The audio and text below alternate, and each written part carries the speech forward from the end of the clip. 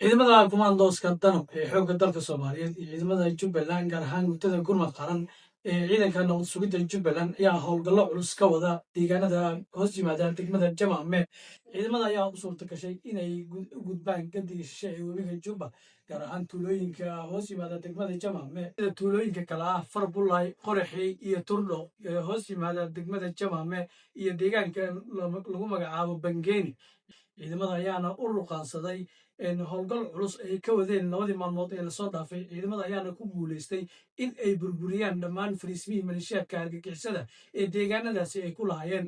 ciidamada ayaana kaabiga ku hayeen degmada Jamaame ee qadiimiga ah, waxaana saacadba saacadda ka dambeysay kusoo gudbin doonaa warbixinada xaqiiqda ku salaysan guulaha ay gaarayaan ciidamada kala duwan ee Jubbaland iyo kuwa xoogga dalka Soomaaliyeed ee kumaandooska danab.